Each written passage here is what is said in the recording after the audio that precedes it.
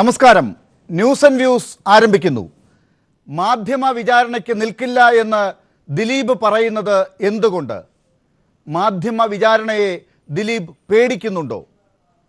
എന്തുകൊണ്ടാണ് അമ്മയിൽ ദിലീപിൻ്റെയും ആക്രമിക്കപ്പെട്ട നടിയുടെയും വിഷയങ്ങൾ ചർച്ച ചെയ്യില്ല എന്ന് അതിൻ്റെ പ്രസിഡന്റ് ഇന്നസെൻ്റ് പറയുന്നത്? എന്തുകൊണ്ടാണ് സ്ത്രീകളുടെ നടിമാരുടെ കൂട്ടായ്മയായ വുമൺ ഇൻ സിനിമ കളക്റ്റീവ് ഇപ്പോൾ ശക്തമായി നടിക്കെതിരെ തിരിഞ്ഞ നടന്മാർക്കെതിരെ വരാത്തത്? ഈ വിഷയം ഇപ്പോൾ ചർച്ച ചെയ്യുമ്പോൾ ദിലീപും നാദിർഷായും ദിലീപിൻ്റെ മാനേജറും മൊഴിയെടുക്കൽ 8 മണിക്കൂർ പിന്നിടുന്ന അവസ്ഥയിലേക്ക് എത്തുകയാണ്. എന്താണ് ഇത്രമാത്രം മൊഴിയെടുക്കൽ നീളുന്നത്? ഈ വിഷയമാണ് ന്യൂസ് ആൻഡ് വ്യൂസ് പരിശോധിക്കുന്നത്. ദിലീപിനെ മാധ്യമങ്ങൾ വിചാരണ ചെയ്യുകയാണോ? ഈ വിഷയമാണ് ഇന്ന് ന്യൂസ് ആൻഡ് വ്യൂസ് പരിശോധിക്കുന്നത്. ചർച്ചയിൽ പങ്കെടുക്കുന്നത് മുൻ SP ജോർജ് ജോസഫ്, ചലച്ചിത്ര സംവിധായകനും സാംസ്കാരിക വകുപ്പ് ക്ഷേമനിധി ബോർഡ് അംഗവുമായ ശ്രീ ശാന്തിവിള ദിനേശ്, അഡ്വക്കേറ്റുമാരായ ശ്രീ ശിവൻ മഠത്തിൽ, BA ആളൂർ, സംവിധായകൻ ബൈജു കൊട്ടാരക്കര, ഫിലിം ചേംബർ പ്രതിനിധി സജി നന്ദിയാട്ട് എന്നിവർ. ശ്രീ ജോർജ് ജോസഫ്, ഉച്ചയ്ക്ക് 12:30 തുടങ്ങിയതാണ് ദിലീപിൻ്റെ മൊഴിയെടുക്കൽ. നാദിർഷാ മറ്റൊരു മുറിയിൽ മൊഴി പറയുന്നുണ്ട്. ദിലീപിൻ്റെ മാനേജർ അപ്പുണ്ണിയും ഈ പോലീസിൻ്റെ മുമ്പിലുണ്ട്. ഇത്രയും നേരമായിട്ടും ഇപ്പോഴും മൊഴിയെടുപ്പ് തീരുന്നില്ല. എന്താണ് പോലീസ് ഈ ഘട്ടത്തിൽ ഇത്രയധികം മൊഴിയെടുക്കുമ്പോൾ സംഭവിക്കുക? അത് ദിലീപ് പറയുന്നത് പോലെ ഞാൻ കൊടുത്ത പരാതിയിൽ ഇപ്പോൾ മൊഴി കൊടുക്കുന്നു എന്നുള്ളതിന് അമ്മയുടെ എക്സിക്യൂട്ടീവ് കമ്മിറ്റിയിൽ പോലും പങ്കെടുക്കാതെ ഇങ്ങനെ മൊഴി കൊടുക്കേണ്ട സാധ്യതയുണ്ടോ? അല്ല, ഇപ്പോഴത്തെ ഈ സംഭവ വികാസങ്ങൾ വെച്ച് നോക്കുമ്പോൾ ആ പ്രതി പൾസർ സുനി പോലീസ് കസ്റ്റഡിയിലല്ല, അയാൾ ജയിലിലാണ് കിടക്കുന്നത്. ആ ജയിലിൽ കിടന്ന് സഹതടവുകാരൻ്റെ അടുത്ത് പറഞ്ഞ വാക്കുകൾക്ക് വിലയുണ്ടെന്നാണ് ഞാൻ പറയുന്നത്.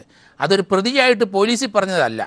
അയാൾ സ്വതന്ത്രമായിട്ട് തൻ്റെ സഹതടവുകാരുടെ അടുത്ത് പറഞ്ഞതിന് വളരെ വാലിഡിറ്റി ഉണ്ട്. അപ്പോൾ ആ ഒരു കാര്യം ഇപ്പം വളരെയധികം അങ്ങ് കത്തിക്കേറിയപ്പം അതിനെ സംബന്ധിച്ച് ചോദിക്കാനായിട്ട് നാളെ രാവിലെ വരെയെങ്കിലും ചോദ്യം ചെയ്തെങ്കിലേ ഒരു ലെവലിൽ എത്തുള്ളൂ. 24 മണിക്കൂറെങ്കിലും ചോദിക്കണമെന്നാണ് ഞാൻ പറഞ്ഞത്. കാരണം അതുപോലെ മെറ്റീരിയലുണ്ട്. കാരണം ആ എഴുത്തിനെ പറ്റി ചോദിക്കണം. അതിൻ്റെ അകത്ത് ഓരോന്നും നമ്മൾ നോക്കിക്കോളൂ. ആദ്യം പറഞ്ഞു, ഈ സംഭവം നടത്തിയ ഉടനെ ഞാൻ കാക്കനാട്ടുള്ള ദിലീപിൻ്റെ വസതിയിൽ പോയി. അത് പോലീസ് ഇനി അന്വേഷിക്കണ്ടേ? ആ വസതി ചെന്നപ്പോൾ ഇയാൾ ആരെങ്കിലും കണ്ടോ? ആരെങ്കിലും ഇയാളെ കണ്ടോ? ആ വസതി എന്ന് പറയുന്ന വീടോ സ്ഥാപനമോ എന്തോ ആട്ടെ, ദിലീപുമായിട്ട് ബന്ധമുള്ള ഒരു സ്ഥാപനത്തിൽ ചെന്നു എന്നാണ് അതിന് പറയുന്നത്. അപ്പോൾ ആ കാര്യം പോലീസ് കൂലങ്കഷമായിട്ട് അതിനെ സംബന്ധിച്ച് വിശദമായിട്ട് ചോദ്യം ചെയ്യേണ്ടിയിരിക്കുന്നു. അങ്ങനെ ഒരു വസതി ഉണ്ടോ എന്നൊക്കെ തെളിവെടുത്തേ പറ്റുള്ളൂ. അതിനുശേഷം ജോർജ് ജോസഫ്, ഈ മൊഴി കൊടുക്കുന്ന സമയത്ത് ഈ കാര്യങ്ങളെല്ലാം അങ്ങ് പറഞ്ഞതുപോലെ മെറ്റീരിയലായി എവിഡൻസ് കളക്ട് ചെയ്യുക എന്നുള്ളത് നടക്കുന്ന കാര്യമല്ല. ഇപ്പോൾ കാക്കനാട് അങ്ങനെ ഒരു വീടുണ്ടോ, അവിടെ എത്തിയിട്ടുണ്ടോ എന്ന സാക്ഷികൾ ഉണ്ടോ, ഇതൊക്കെ അന്വേഷിക്കാൻ ഈ ഘട്ടത്തിൽ മെനക്കെടുന്നില്ലല്ലോ. ഇപ്പോൾ മൊഴി രേഖപ്പെടുത്തൽ മാത്രമാണ്. അത് ഇത്രയധികം നീളുകയും ദിലീപിൻ്റെ സുഹൃത്തും മാനേജറും ഒക്കെ ആ കാര്യത്തിൽ ഉൾപ്പെടുകയും ചെയ്യുന്ന ഘട്ടം 8 മണിക്കൂർ പിന്നിടുന്നത് അസ്വാഭാവികമാണ് എന്ന് കരുതുന്നുണ്ടോ താങ്കൾ? ഇല്ലില്ല, അത് ഒരു പോലീസ് ഒരു ലെവലിൽ എത്തണമെങ്കിൽ മിനിമം ഒരു 24 മണിക്കൂറെങ്കിലും വേണ്ടി വരും. കാരണം ഇത്രയും ഫാക്റ്റുകൾ 3 പേരോടും ചോദിക്കണം, അത് കൺഫ്രണ്ട് ചെയ്യണം, ഒറ്റയ്ക്ക് ചോദ്യം ചെയ്യണം, മാറ്റി നിർത്തി 2 പേരെയും ചോദ്യം ചെയ്യണം, ഒത്തിരി കാര്യങ്ങളുണ്ട്. ഞാൻ നോക്കുമ്പോൾ എനിക്ക് 24 മണിക്കൂർ പോരാ, ഒരു 3 ദിവസമെങ്കിലും മിനിമം വേണം. വിളിച്ചു വരുത്തി വിടുക, വീണ്ടും വിളിച്ചു വരുത്തുക, അങ്ങനെ ചോദിച്ചെങ്കിലേ നമുക്ക് ഇതിനകത്ത് ഒരു ഫൈൻഡിങ്ങിൽ എത്താൻ പറ്റുള്ളൂ. ശരി, ഞാൻ തിരിച്ചു വരാം. ഇപ്പോൾ പൾസർ സുനിയുടെ അഭിഭാഷകനായി ഇന്ന് വൈകുന്നേരം ഞാൻ BA ആളൂരിലേക്ക് വരാം. അതിന് മുൻപായി അഡ്വക്കേറ്റ് ശിവൻ മഠത്തിൽ ഇന്ന് വൈകുന്നേരം നമ്മൾ അറിയുന്ന പുതിയ വാർത്ത പൾസർ സുനിക്ക് ഒരു അഭിഭാഷകൻ ഉണ്ടാകുന്നു എന്നുള്ളതാണ്. ആ അഭിഭാഷകൻ മുൻപ് പല ഘട്ടങ്ങളിലും നമ്മുടെ ചർച്ചകളിൽ എത്തിയിട്ടുള്ള BA ആളൂരാണ്. ഈ ആളൂർ ഗോവിന്ദച്ചാമിയുടെയും അമീറുൽ ഇസ്ലാമിൻ്റെയും അഭിഭാഷകനായി മുമ്പ് നമ്മൾ കണ്ടിട്ടുള്ള വ്യക്തിയാണ്. ഇപ്പോൾ പൾസർ സുനിക്ക് അഭിഭാഷകനായി എത്തുമ്പോൾ ഇത് ആർക്കാണ് പാരയാകുക? പൾസർ സുനിക്കാണോ ദിലീപിനാണോ?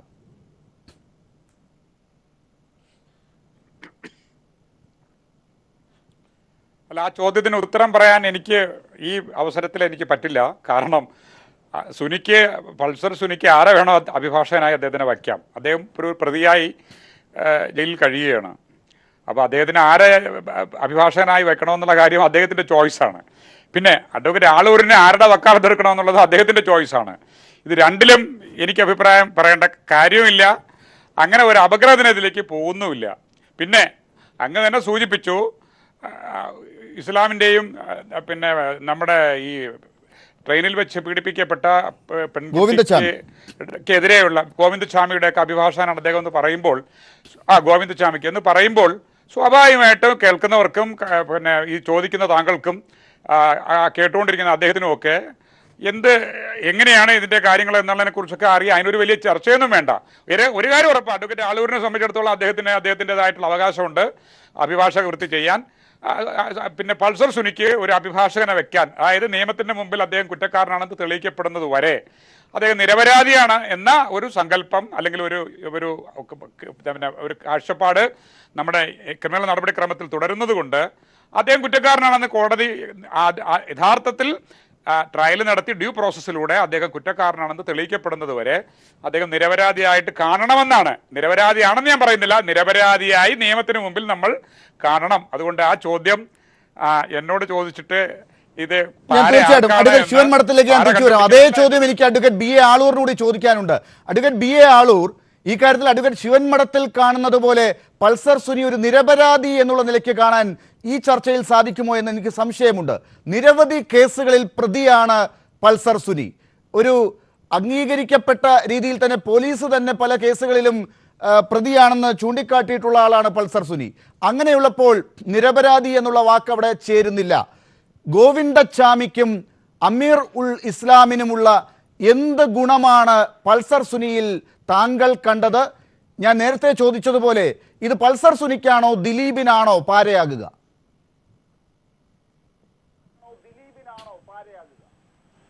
ഞാൻ പറഞ്ഞല്ലോ, ഒരു കേസിൻ്റെ ഗുണാഗണങ്ങളെക്കുറിച്ച് ചിന്തിച്ചോ അല്ലെങ്കിൽ ഒരു വ്യക്തിയുടെ ഗുണാഗണങ്ങളെക്കുറിച്ച് ചിന്തിച്ചോ അല്ല ഒരു കേസിലേക്ക് നമ്മൾ സമീപിക്കുന്നത്. കേസ് ഏറ്റെടുത്ത് നടത്തണം എന്ന് ഒരു പ്രതി അല്ലെങ്കിൽ ഏതെങ്കിലും ഒരു വ്യക്തി ആവശ്യപ്പെടുകയാണെങ്കിൽ, അത് പ്രതി ആയിക്കോട്ടെ വാദി ആയിക്കോട്ടെ, ആവശ്യപ്പെടുകയാണെങ്കിൽ നീതിയുക്തമായിട്ട് നടത്തുക എന്നുള്ള ഒരൊറ്റ ചുമതല മാത്രമാണ്. ഇതിൽ ആർക്ക് ലാഭം ലഭിക്കുന്നു, ആർക്ക് നഷ്ടമുണ്ടാകുന്നു എന്നുള്ളതല്ല. എൻ്റെ കക്ഷിക്ക് മേലിൽ ആരോപിച്ച ഈ കേസിലെ കുറ്റങ്ങൾ അത് പ്രോസിക്യൂഷൻ അതിനെ എങ്ങനെ നമ്മൾ മറുപടി കൊടുക്കണം, എങ്ങനെ ഡിഫെൻഡ് ചെയ്യണം, അതുമാത്രം പഴുതുകൾ അടച്ച് ആ നിയമത്തിൻ്റെ വഴികളിലൂടെ സംരക്ഷിക്കുക എന്നുള്ള മാത്രം ചുമതലയാണ് ഒരു അഭിഭാഷകനുള്ളത്.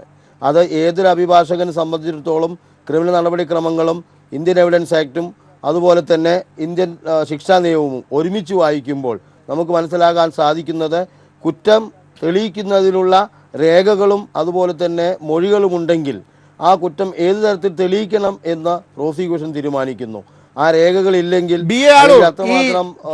അഭിഭാഷകന്റെ ജോലി എന്താണെന്നുള്ളതിന്റെ സിദ്ധാന്തം നമ്മൾ പഠിക്കാനിരിക്കുകയല്ലോ. ഇതിപ്പോൾ താങ്കൾ ഈ കേസിലേക്ക് എങ്ങനെ വന്നുപെട്ടു, താങ്കളെ പൾസർ സുനി എങ്ങനെയാണ് ഈ കേസ് ഏൽപ്പിച്ചത് എന്നുള്ളതാണ് പ്രധാനപ്പെട്ട ചോദ്യം. ഈ കാര്യത്തിൽ പൾസർ സുനി പറയുന്നത്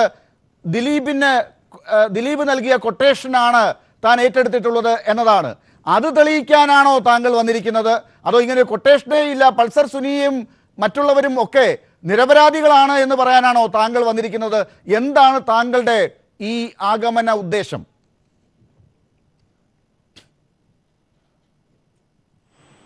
ഞാൻ പോലീസിൻ്റെ കേസ് തെളിയിക്കാനല്ല വന്നിരിക്കുന്നത്.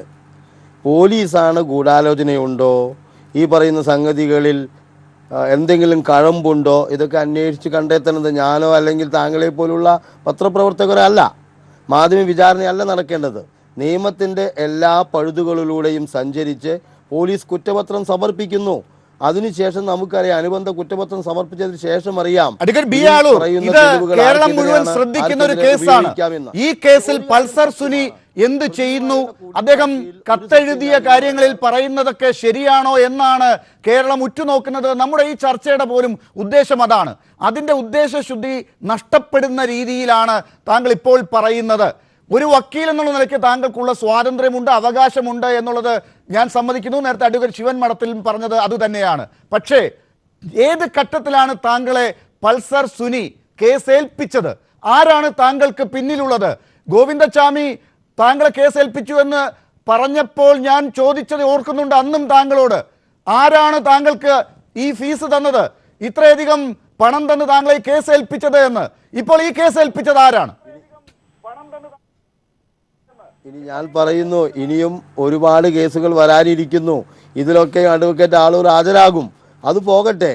എന്നെ ഈ കേസിൽ ഞാൻ ആദ്യം തന്നെ പറഞ്ഞിരുന്നു, ഈ കേസിലെ പ്രതിയെ അറസ്റ്റ് ചെയ്തത് മുതൽ തന്നെ ഈ കേസ് എന്നെ ഏൽപ്പിക്കാനായിട്ട് അദ്ദേഹത്തിന് ഏറ്റവും അടുത്ത സുഹൃത്തുക്കൾ സമീപിച്ചിരുന്നു. ഞാനിവിടെ വന്നിരുന്നു. എന്നാൽ പൾസർ സുനിയുടെ സുഹൃത്തുക്കളാരാണ്? താങ്കളുടെ അറിവിൽ ഈ പൾസർ സുനിയുടെ താങ്കളെ വിളിച്ച് കേസ് ഏൽപ്പിക്കാൻ വലിയ വിലയുള്ള അഭിഭാഷകനാണല്ലോ താങ്കൾ. അങ്ങനെ സാധാരണക്കാർക്ക് ആർക്കും വിളിക്കാൻ പറ്റില്ലല്ലോ. അപ്പോൾ ആരാണ് താങ്കളെ വിളിച്ച് പൾസർ സുനിക്ക് വേണ്ടി വക്കാലത്ത് ഏൽപ്പിച്ചത്? പത്രപ്രവർത്തനായ താങ്കൾക്കോ അല്ലെങ്കിൽ മറ്റാർക്കോ കിടക്കേണ്ട ആവശ്യമില്ല. ശരി, ഞാൻ തിരിച്ചു വരാം. ശ്രീ ബൈജു കൊട്ടാരക്കര, ഞാൻ താങ്കളിലേക്ക് തന്നെയാണ് വരുന്നത്. ഈ ആരാണ് ഈ പൾസർ സുനിക്ക് വേണ്ടി ഈ BA ആളൂരിനെ കേസ് ഏൽപ്പിച്ചത് എന്ന് ചോദിച്ച ചോദ്യത്തിനിടയിലാണ് ഞാനൊന്ന് ഇടപെട്ടുകൊള്ളട്ടെ എന്ന് ശ്രീ ബൈജു കൊട്ടാരക്കര ഇപ്പോൾ എന്നോട് ആവശ്യപ്പെട്ടതായി ഞാൻ കേൾക്കുന്നത്. താങ്കളോ വല്ലതും ആണോ? ഞാനൊരു വക്കീലല്ല, ഞാൻ ഒരു സിനിമാ പ്രവർത്തകനാണ്. എനിക്ക് ചോദിക്കാനുള്ളത് ശ്രീ ആളൂരിനോടാണ്. ശ്രീ ആളൂർ, താങ്കളൊരു നല്ല അഭിഭാഷകനാണെന്ന് താങ്കളുടെ പ്രവൃത്തിയിലൂടെ തെളിയിച്ചിട്ടുണ്ട്. ആ നല്ല അഭിഭാഷക വൃത്തി താങ്കൾ തെളിയിച്ചത് ഈ പെരുമ്പാവൂർ കേസിലും അതേപോലെ തന്നെ ഗോവിന്ദച്ചാമിയുടെ കേസിലും. ഗോവിന്ദച്ചാമി കോടിക്കണക്കിന് കാശുണ്ടായിരുന്ന ആളാണെന്ന് എനിക്ക് തോന്നുന്നില്ല. താങ്കൾ ഈ കേസുകളൊക്കെ ഫ്രീ ആയിട്ടാണോ വാദിക്കുന്നതെന്ന് എനിക്കൊരു സംശയം. അങ്ങനെ ഫ്രീ ആയിട്ട് താങ്കൾ ഡൽഹിയിൽ പോയിട്ടും അതേപോലെ തന്നെ ഹൈക്കോടതിയിൽ പോയിട്ട് വക്കാലത്ത് കൊടുക്കുന്നതും അതേപോലെ ഡൽഹിയിൽ പോയിട്ട് വാദിക്കുന്നതും ഒക്കെ ഫ്രീ ആയിട്ടാണോ, അതോ ആരെയും കാശ് മേടിക്കാതെയാണോ? അങ്ങനെ തന്നെയാണോ ഈ പൾസർ സുനിക്കും ഇങ്ങനത്തുള്ള ക്രിമിനൽസിന് താങ്കളൊരു ഉപകാരം ചെയ്തു കൊടുക്കുന്ന ഉദ്ദിഷ്ട കാര്യത്തിൽ ഉപകാര സ്മരണ എന്ന് പറയുന്നത് പോലെ താങ്കളൊരു ഉപകാരമാണോ ഇവർക്കെല്ലാം ചെയ്തു കൊടുക്കുന്നതെന്ന് കേട്ടുകൊണ്ടിരിക്കാൻ ഞങ്ങൾക്കൊരു ശ്രീ ബൈജു കൊട്ടാരക്കര, താങ്കൾക്ക് ആ സംശയം ഉണ്ടായത് എന്ത് പശ്ചാത്തലത്തിലാണ്? ഈ കാര്യത്തിൽ പൾസർ സുനിക്ക് അനുകൂലമായി നിൽക്കേണ്ട ആളുകൾ നിൽക്കുന്നതായി കാണുന്നില്ല താങ്കളുടെ കാഴ്ചപ്പാടിൽ. അതേസമയം ഈ ബോംബെയിൽ നിന്ന് BA ആളൂർ ഇവിടെ എത്തി കേസെടുക്കുന്ന ഒരു ഘട്ടമുണ്ടാകുന്നു. അപ്പോൾ ഇതൊരു ഗൂഢാലോചനയാണെന്നാണോ താങ്കൾക്ക് തോന്നുന്നത്? തീർച്ചയായിട്ടും. അതായത് പൾസർ സുനിക്ക് വേണ്ടി ശ്രീ ആളൂർ ബോംബെയിൽ നിന്ന് ഇവിടെ വരണമെങ്കിൽ ശ്രീ ആളൂരിന്റെ ബാങ്ക് അക്കൗണ്ട് ചെക്ക് ചെയ്താൽ ചിലപ്പോൾ അറിയാൻ പറ്റി എവിടുന്നാ ക്യാഷ് പോയിരിക്കുന്നതെന്ന്. അദ്ദേഹം അഡ്വക്കേറ്റാണ്, കാര്യമൊക്കെ ശരിയാണ്. പക്ഷേ ഇവരെ പോലുള്ള ആളുകളാണ് ഇങ്ങനെയുള്ള ഈ ഗുണ്ടകളെ വളർത്താൻ വേണ്ടി ഈ പിന്നാമ്പുറത്ത് പ്രവർത്തിക്കുന്ന ആളുകളുടെ ഇത് കാശ് മേടിച്ചിട്ട് ചിലപ്പോൾ ലക്ഷങ്ങളായിരിക്കും കൊടുക്കുക. അത് കൊടുത്തിട്ട് എന്തും ചെന്ന് പറയാൻ എല്ലാവർക്കും തെളിവുകളാണല്ലോ അടിസ്ഥാനം. ആ തെളിവുകൾ ഉണ്ടാക്കാനും തെളിവുകളുടെ അടിസ്ഥാനത്തിൽ കാര്യങ്ങൾ വിശദീകരിക്കാനും ആളൂരിനെ പോലുള്ള ആളുകൾ തയ്യാറായേക്കും. ശരി, അങ്ങനെയാണെങ്കിൽ ശ്രീ ബൈജു കൊട്ടാരക്കര, ഈ BA ആളൂരിനെ പോലെ ഉള്ളവരെ വെച്ച് കേസ് വാദിച്ച് പൾസർ സുനിക്ക് ഈ കേസിനെ മുന്നോട്ട് കൊണ്ടുപോകണമെന്നുണ്ടെങ്കിൽ ഈ കാര്യത്തിൽ നേരത്തെ ആരോപിച്ച രീതിയിലുള്ള ഒരു ഗൂഢാലോചന അല്ല ഉള്ളത് എന്നല്ലേ മനസ്സിലാക്കേണ്ടത്? ആ കാര്യത്തിൽ ദിലീപ് പറയുന്നത് പോലെ ദിലീപിനെ മാധ്യമ വിചാരണ ചെയ്യുകയാണ് എന്ന ഒരു പരാതിക്ക് അടിസ്ഥാനമുണ്ടെന്ന് പറയേണ്ടി വരില്ലേ ശ്രീ ബൈജു കൊട്ടാരക്കര? എനിക്ക് തോന്നുന്നില്ല ദിലീപിനെ ആരും മാധ്യമ വിചാരണ ചെയ്തു എന്നൊന്നും എനിക്ക് കരുതുമെന്ന് എനിക്ക് തോന്നുന്നില്ല. കാരണം ദിലീപിന്റെ പേരൊന്നും ഇവിടെ ആരും പറഞ്ഞിട്ടില്ല, ഒരു മനുഷ്യനും പറഞ്ഞിട്ടില്ല. ഞാനിതുവരെ കേട്ടില്ല ദിലീപിന്റെ പേര് പറഞ്ഞത്. ദിലീപിന്റെ പേര് പറഞ്ഞു കേട്ട് തുടങ്ങിയ 2 ദിവസമേ ആയിട്ടുള്ളൂ. അതും ഈ കേസിനകത്ത് ദിലീപ് പ്രതിയാണെന്നുമല്ല പറഞ്ഞു കേട്ടത്. ഇങ്ങനെ ദിലീപ് തന്നെ പറഞ്ഞ കാര്യങ്ങളാണ് ഈ പറഞ്ഞ് എല്ലാ ചാനലുകളും ഓൺലൈൻ പത്രങ്ങളും എല്ലാം ഇങ്ങനെ പറഞ്ഞുകൊണ്ടിരിക്കുന്നത്. ദിലീപ് തന്നെയാണ് പറഞ്ഞത്. എന്താണ്, ഞാനൊരു കേസ് കൊടുത്തിട്ടുണ്ട്, അന്വേഷിച്ചില്ല, അതുടനെ വാർത്തയായി. കാരണം അദ്ദേഹം ഒരു സെലിബ്രിറ്റിയാണ്. അത് കഴിഞ്ഞതിന് ശേഷം ദിലീപ് പറഞ്ഞു ആ പെൺകുട്ടിയെക്കുറിച്ച് അപകീർത്തികരമായ ഒരു പ്രസ്താവന ഇറക്കി. ഒരിക്കലും ചെയ്യാൻ പാടില്ലാത്തൊരു കാര്യമായിരുന്നു അത്. അതിനു പകരം ദിലീപ് പറയാണ്, എൻ്റെ കുടുംബത്തിൽപ്പെട്ട ഒരു കുട്ടിയാണ്, ഞങ്ങളുടെ സഹപ്രവർത്തകയാണ്, ആ കുട്ടിക്കുണ്ടായ വേദനയിൽ ഞാനിവിടെ പങ്കുചേരുന്നു. ഒരു കാര്യം ചെയ്യാം, കുട്ടി താങ്കളുടെ കൂടെ ഞങ്ങളുണ്ട്, ഞങ്ങളുടെ സംഘടനയുണ്ട്, അമ്മയുണ്ട്, അതുകൊണ്ട് താങ്കളുടെ കാര്യം ചെയ്യൂ. ഈ കാര്യങ്ങളൊന്നും പറയാൻ ദിലീപിന് സാവകാശം കിട്ടിയില്ലല്ലോ. ദിലീപിനോട് ചോദ്യങ്ങൾ ചോദിക്കുകയും ആവശ്യത്തിനുള്ളത് എടുക്കുകയും ചെയ്തു എന്നുള്ളതാണ് ദിലീപിന്റെ പരാതി. ഞാൻ തിരിച്ചു വരാം ശ്രീ ബൈജു കൊട്ടാരക്കര, അങ്ങയിലേക്ക് തിരിച്ചു വരാം. ഞാൻ അങ്ങയിലേക്ക് തിരിച്ചു വരാം. നമ്മളിപ്പോൾ BA ആളൂരിന്റെ പ്രശ്നത്തിലാണ് നിൽക്കുന്നത്. അത് കഴിഞ്ഞാൽ ഉടനെ നമുക്ക് ഈ പ്രശ്നത്തിലേക്ക് തിരിച്ചു വരാം. ശ്രീ BA ആളൂർ, താങ്കൾ എന്തായാലും ഈ കേസിൽ വക്കാലത്ത് എടുക്കാൻ തീരുമാനിച്ചു കഴിഞ്ഞു. പൾസർ സുനി അതിന് അനുമതി തന്നു എന്നാണ് താങ്കൾ ഈ വൈകുന്നേരത്തിന് ശേഷമുള്ള താങ്കളുടെ ശരീരഭാഷ സൂചിപ്പിക്കുന്നത്. എന്താണ് ഈ കേസിൽ താങ്കളുടെ വാദം?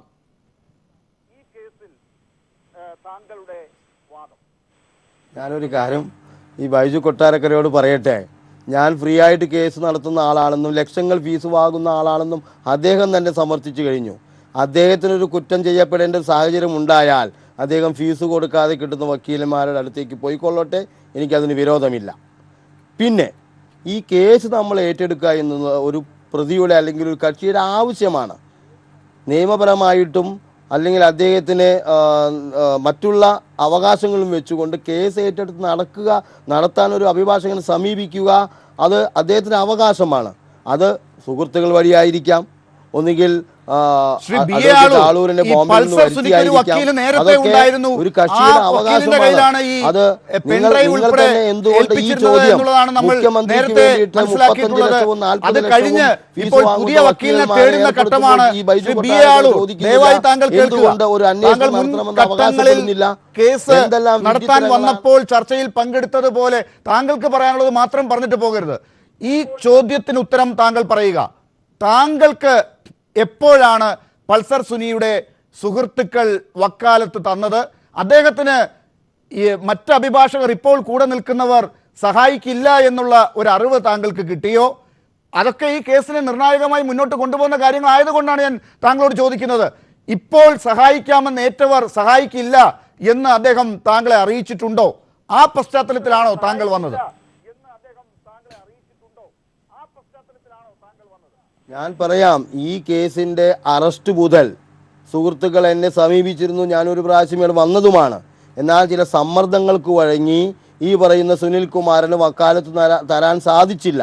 പല പ്രാവശ്യം എന്നെ കാണാൻ ആവശ്യപ്പെട്ടിരുന്നു. എൻ്റെ സുഹൃത്തായ അഭിഭാഷകർ ചെന്ന് കണ്ടിരുന്നു. അപ്പോഴും സമയമായിട്ടില്ല. ട്രയൽ നടത്തുന്ന സമയത്ത് വന്നാൽ മതി, ജാമ്യത്തിൽ ഇറങ്ങിയതിന് ശേഷം ആളൂർ സാർ വന്നാൽ മതി എന്ന് ആവശ്യപ്പെട്ടതനുസരിച്ച് ഞാൻ കാത്തിരുന്നു 3.5 മാസത്തോളം. ഇപ്പോൾ 3.5 മാസത്തിന് ശേഷം എൻ്റെ ഒരു സർവീസ് ആവശ്യമാണെന്ന് സുനിക്ക് പൂർണ്ണമായ ബോധ്യമുള്ളത് കൊണ്ട് മാത്രമാണ് ഞാൻ എന്തായാലും ശ്രീ ബി എ ആളൂർ, താങ്കൾക്ക് വരെ ഇത്തരത്തിൽ നിയമം ഉപദേശിക്കുന്ന തരത്തിൽ ബുദ്ധിമാനാണ് പൾസർ സുനി. അപ്പോൾ ആ നിലയ്ക്ക് താങ്കളുടെ ആവശ്യം ഈ കേസിൽ എന്താണെന്നുള്ളത് പൾസർ സുനിയാണ് നിശ്ചയിക്കുന്നത്. അതാണ് ഇപ്പോൾ മനസ്സിലാകുന്നത്. താങ്കൾക്ക് എന്താണ് ബോധ്യപ്പെട്ടത്? പൾസർ സുനിക്ക് ഈ കാര്യത്തിൽ തെറ്റ് ചെയ്തിട്ടുണ്ടെങ്കിലും നിയമപരമായ ഒരു ഉപദേശം നൽകേണ്ടതുണ്ട് എന്നതാണോ, അതോ തെറ്റ് ചെയ്യാത്തൊരു നിരപരാധി അദ്ദേഹം ജയിലിനകത്ത് ഇങ്ങനെ അടയ്ക്കപ്പെട്ട് കഴിയുന്നു എന്നതാണോ? താങ്കൾ ഈ 3-4 മാസമായി പഠിക്കുകയാണല്ലോ പൾസർ സുനിയെ. അതുകൊണ്ട് എന്താണ് മനസ്സിലാക്കിയത് താങ്കൾ? ഞാൻ നിങ്ങളോട് പറയുന്നു, ഏതു കേസും പോലീസ് അന്വേഷിക്കുന്നത് തെറ്റ് കണ്ടെത്തി അല്ലെങ്കിൽ തെറ്റുണ്ട് എന്നുള്ളതിൻ്റെ വഴിയിലൂടെയാണ്. നിരപരാധിയെ പ്രതിക്കൂട്ടിലടയ്ക്കുന്ന പോലീസാണോ കേരള പോലീസ് എന്നാണോ താങ്കൾ പറയാൻ ഉദ്ദേശിക്കുന്നത്? അല്ല, കുറ്റം ചെയ്തിട്ടുണ്ടാകാം, പക്ഷെ കുറ്റം തെളിയിക്കുന്ന രീതി, അതാണ് ഒരു പക്ഷേ പോലീസിൻ്റെ ഭാഗത്തു നിന്നും പരാജയം അല്ലെങ്കിൽ പ്രോസിക്യൂട്ടറിൻ്റെ ഭാഗത്തു നിന്ന് പരാജയം ഉണ്ടാകുന്നത്. ആ രീതിയിലേക്ക് ചെന്നെത്തണമെങ്കിൽ ഒരു വിശദമായ അന്വേഷണം, അത് ഒരു 3.5 മാസം കൊണ്ട് ചിലപ്പോൾ ഒരു പക്ഷേ കഴിയുമായിരിക്കില്ല. തുടരന്വേഷണം ആവശ്യമായിരിക്കാം, പുതിയ വെളിപ്പെടുത്തലുണ്ടായിരിക്കാം. ഇനിയും സുനി ഒരു രഹസ്യമൊഴി കൊടുക്കാൻ ആഗ്രഹിക്കുന്നുണ്ട് മജിസ്ട്രേറ്റിന് മുന്നിൽ. അതും ഒരു പുതിയ രഹസ്യമായിരിക്കാം, അല്ലെങ്കിൽ പുതിയ ഒരു സംഗതിയായിരിക്കാം. അതിനെക്കുറിച്ചും അന്വേഷിക്കേണ്ടിയിരിക്കുന്നു. അപ്പോൾ എന്നെ സംബന്ധിച്ചിടത്തോളം ഒരു കേസിൽ നിരപരാധികളെ കൊടുക്കുന്ന പോലീസ് അല്ല കേരള പോലീസ് എന്ന് ഞാൻ വിശ്വസിക്കുന്നു. താങ്കൾ ഈ ഘട്ടത്തിൽ എന്താണ് വായിച്ചെടുക്കുന്നത്? ഈ അഡ്വക്കേറ്റ് ബി എ ആളൂരിന്റെ അവകാശങ്ങളൊക്കെ അവിടെ നിൽക്കട്ടെ, പക്ഷേ ഈ അവകാശത്തിന്റെ പുറത്ത് പൾസർ സുനിക്ക് പുതിയ ഉപദേശങ്ങൾ കിട്ടാൻ പോകുന്നു, ഇനി പുതിയ രഹസ്യങ്ങൾ പറയാൻ പോകുന്നു, 164 കൊടുക്കാൻ പോകുന്നു, അതിനി അന്വേഷിക്കണമെന്ന കാര്യങ്ങളിലേക്ക് വരുന്നു.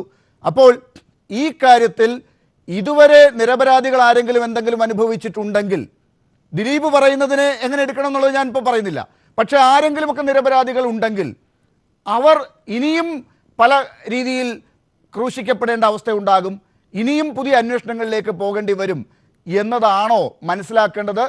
നിയമപരമായി എല്ലാ അവകാശങ്ങളും ആളൂരിനുണ്ട് എന്ന് താങ്കൾ പറയുമ്പോഴും ഈ ചരിത്രം കൂടി മനസ്സിലാക്കി താങ്കൾ എങ്ങനെയാണ് ഈ കേസിനെ സമീപിക്കുക?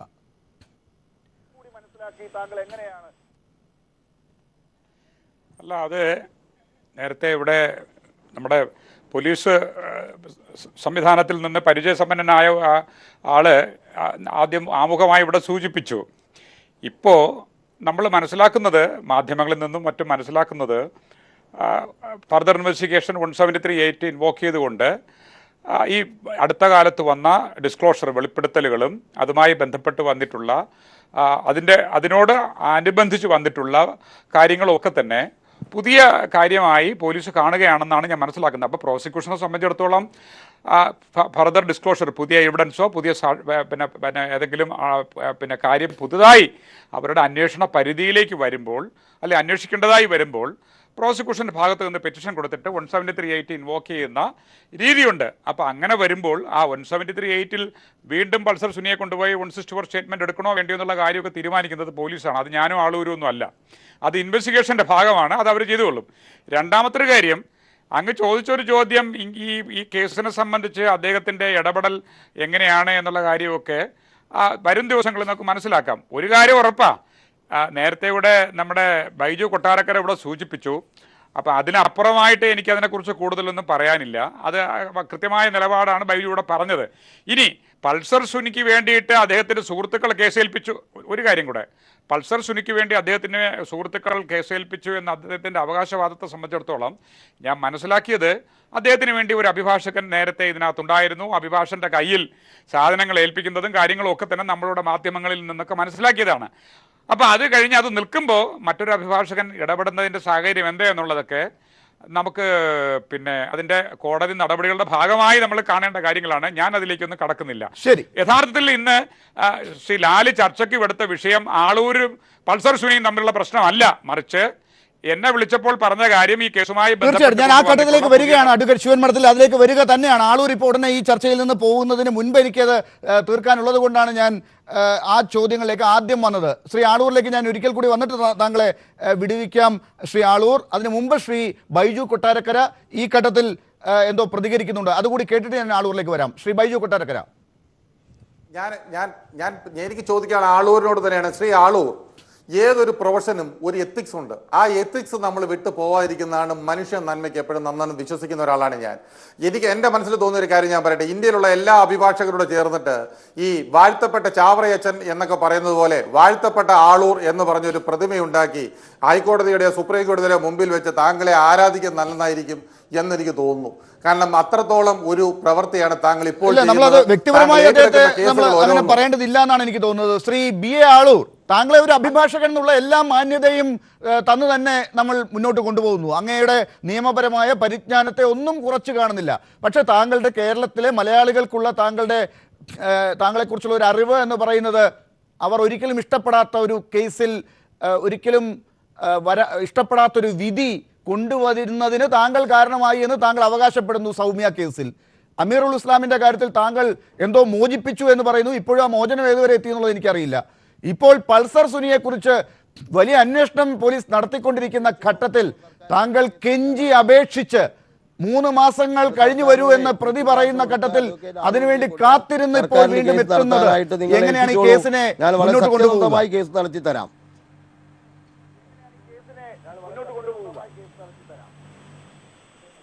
ശ്രീ ആളൂർ പറയൂ.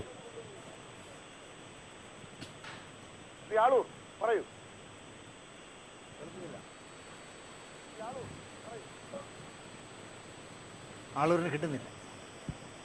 ശ്രീ ആളൂർ, ആ ശബ്ദത്തിലേക്ക് ശ്രദ്ധിക്കേണ്ട, താങ്കൾ മറുപടി പറഞ്ഞോളൂ.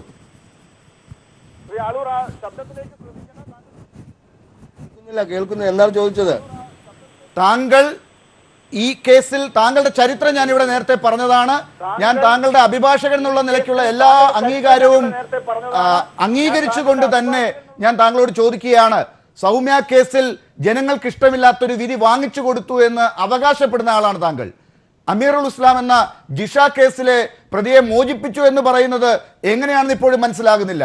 ഇപ്പോൾ ഈ കേസിൽ പൾസർ സുനിയുടെ കാര്യത്തിൽ അദ്ദേഹം പോലും വേണ്ട എന്ന് പറഞ്ഞ് വിട്ട താങ്കൾ അദ്ദേഹത്തിന്റെ കരുണ കാത്തിരുന്ന് 3 മാസത്തിന് ശേഷം ഇപ്പോൾ വീണ്ടും എത്തിവലിഞ്ഞ് അദ്ദേഹത്തെ സഹായിക്കുമ്പോൾ അതെന്തോ ഉദ്ദേശത്തോടു കൂടിയാണെന്ന് ആളുകൾ സംശയിക്കും. അങ്ങനെ ഒരു ഉദ്ദേശമുണ്ടോ? ഇതൊരു ചെറിയ കേസ് അല്ല ശ്രീ ആളൂർ.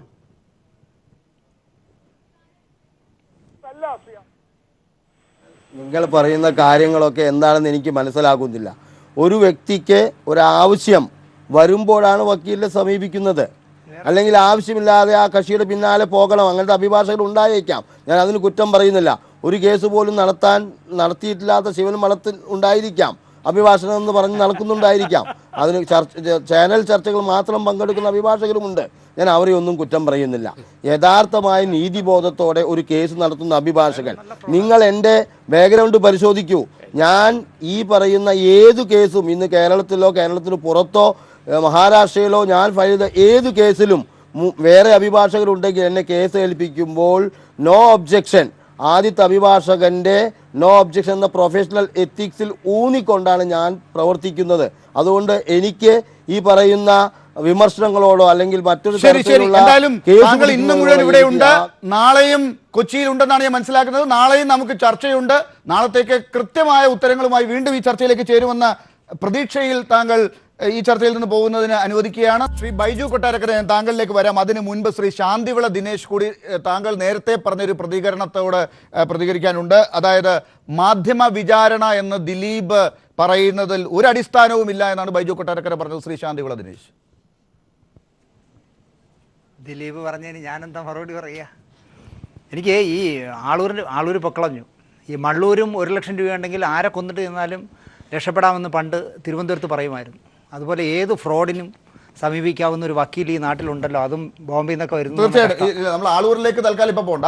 എൻ്റെ ചോദ്യം ഈ സിനിമാ സംബന്ധമായ വിഷയത്തിലേക്കാണ് ഞാൻ ഇപ്പൊ തിരിച്ചെത്തുന്നത്. മാധ്യമ വിചാരണ, അയാൾ പോലീസിന്റെ ക്വസ്റ്റ്യൻ ചെയ്യാനായിട്ട് വന്നിറങ്ങുമ്പോൾ നിങ്ങളുടെ ചാനലുകൾ എല്ലാവരും കൂടി ചെന്ന് ഇങ്ങനെ ഇവരെ കാണുമ്പോൾ തന്നെ ഇയാൾ വരണ്ടു പോകുന്നേ.